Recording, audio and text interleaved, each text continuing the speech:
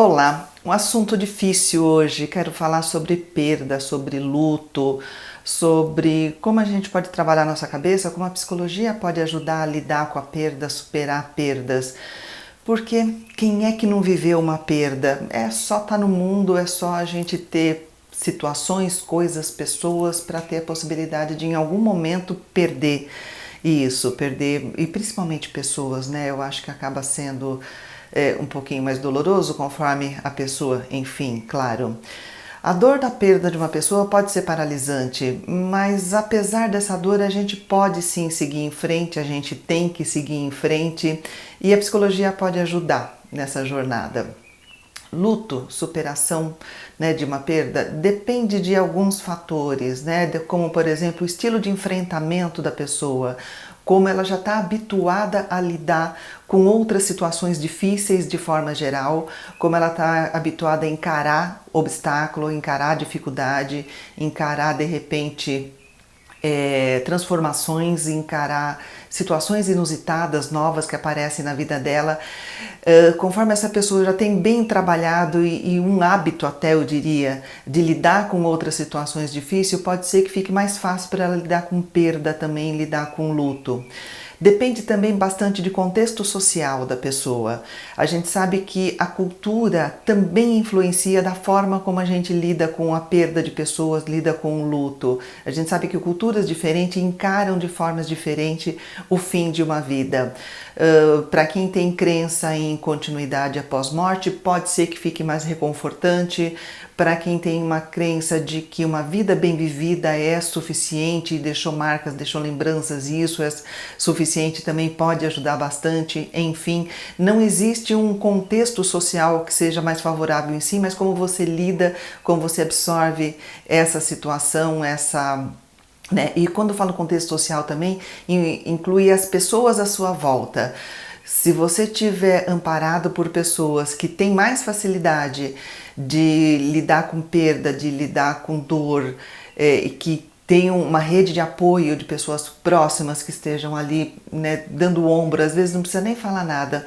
Normalmente são situações que grandes discursos acabam sendo até um pouquinho mais dolorosos, mas a presença das pessoas, o acolhimento, tudo isso pode ajudar bastante. E a personalidade da pessoa também, né? Aquela que perdeu uma pessoa querida, mas tem uma personalidade mais dependente, ela pode sofrer um pouco mais. Uma pessoa que seja mais ansiosa também, uma pessoa com alguma tendência à depressão, pode ter encontrado um gatilho aí na perda para, de repente, incrementar essa situação da depressão. Uma pessoa, e como eu falei, pessoas que têm uma personalidade mais centrada no que é bom, nas coisas boas dela mesma e dos outros, pode ser que ela tenha mais facilidade, enfim, personalidade, uma personalidade histriônica que tem superdimensionado todos os sentimentos e as emoções, pode ser que tenha um momento de dor e sofrimento um pouquinho mais forte, enfim, personalidade é uma coisa que influencia bastante de como a pessoa vai lidar. Situações que podem complicar o processo de luto, de superação, são reações exageradas. Isso a gente vê culturalmente também. Eu cheguei a presenciar em certos grupos aquela situação de que se a pessoa não expressasse muito a dor dela, ela seria até meio que rejeitada. Como assim? Né? Morreu uma pessoa importante para você e você tá com essa cara calma? E um julgamento, então uma necessidade de expressar muito forte, de ter uma reação até além do contexto, para agradar as outras pessoas, pode incrementar e piorar o sentimento da pessoa, o sentimento original, que nem seria, enfim, um processo retardado de luto, aquele que a pessoa nega a princípio o que está acontecendo, ela não quer encarar, ela não quer enfrentar, e quando vai ver em algum momento aquilo cai e aí dói muito forte. Ou prolongar demais esse luto, ou negar o que aconteceu, né? Como eu mencionei agora, pode dar uma sensação retardada, negar, não querer tomar contato, não querer entender e estar presente com o que está acontecendo, com uma realidade que é a perda. E o que a gente perde? A perda, o luto pode estar relacionado, né, não só à perda de uma pessoa próxima. Às vezes ele está relacionado a uma situação que deixou uma marca, pode ser até uma coisa concreta, uma pessoa que sofreu um acidente, ficou com uma cicatriz, ficou com uma sequela, a perda de alguma função do corpo dela é um luto, é uma perda, né? Ela pode vivenciar todo esse processo de luto também por conta dessas marcas, uma demissão no emprego, a necessidade de deixar a casa onde você morou, o bairro, a cidade, também pode gerar um processo de luto. Término de relacionamento é muito parecido com luto. E, enfim, e a perda está relacionada à transformação, né? A um momento novo que a pessoa tem que encarar, que se apresentou a ela, que não é vontade dela, não foi escolha dela, mas está aí. É uma realidade que ela tem, com a qual ela tem que lidar e requer adaptação, né?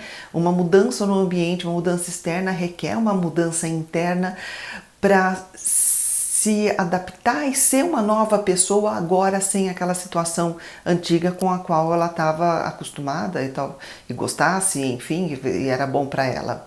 E se o luto não for bem elaborado, ele pode sim ser transformado numa depressão.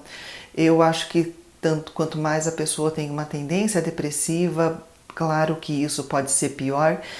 E para isso é importante encarar a perda, afirmar para si mesmo que aquela pessoa não está mais presente, ou seja, entender a realidade, absorver a realidade, e porque senão a ansiedade, a tristeza, ela pode levar sempre para uma depressão, para uma dificuldade de dar sentido àquela perda, que por incrível que pareça, tudo que acontece na vida da gente tem que ter um sentido, e a gente precisa dar sentido à perda.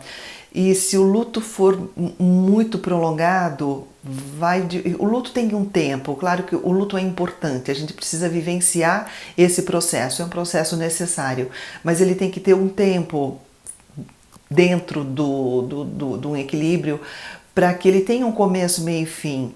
Pode ser que você fala, não, mas eu jamais vou esquecer a pessoa. Não, né?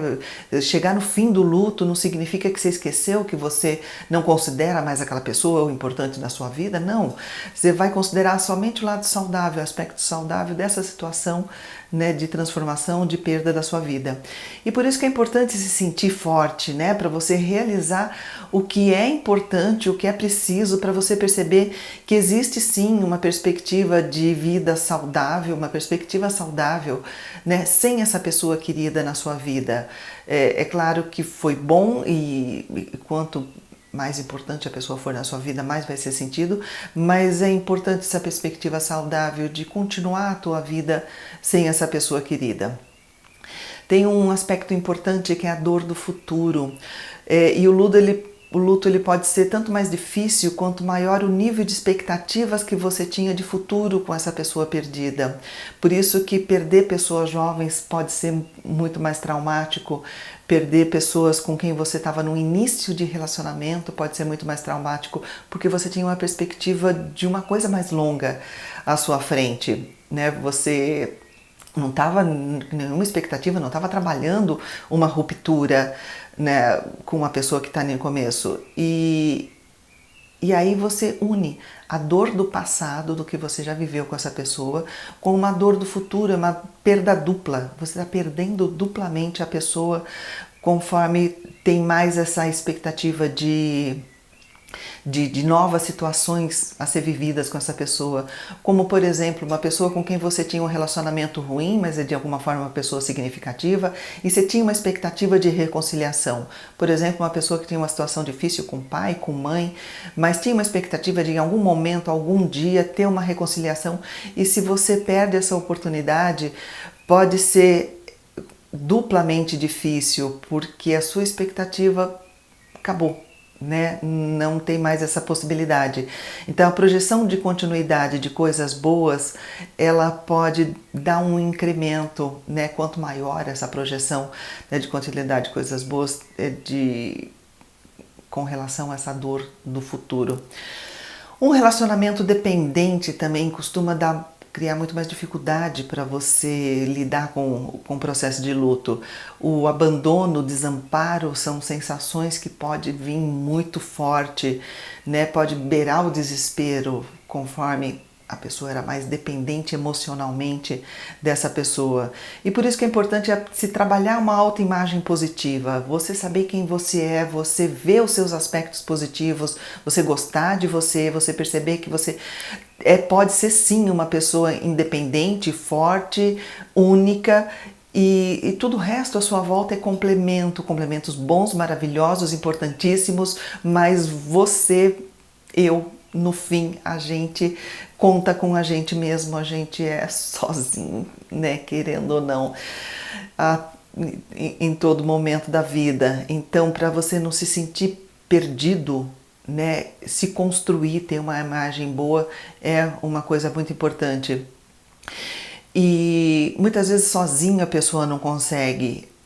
E aí é importante o processo da terapia, te ajudar a dar sentido a essa perda, a esse aperto no peito, esse sufoco que muitas vezes impede da pessoa de respirar, de acordar de manhã, de trabalhar, de fazer as coisas dela, né? É preciso que ela elabore, que ela fale, que ela coloque a história dessa perda, que ela se ouça nesse processo e entender muitas vezes que a perda nunca é total.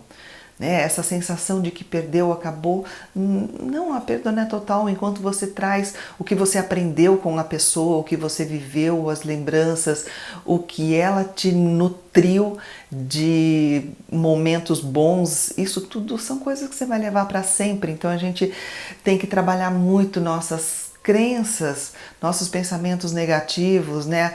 Aprofundar o significado, aprofundar, né, as projeções que a gente fazia da pessoa falecida que você perdeu. E isso pode te revelar vínculos inesperados e libertadores que você percebe que são eternos e que você pode estar muito inteira com você mesmo, apesar de eventualmente perder pessoas importantes. E enfim, é isso.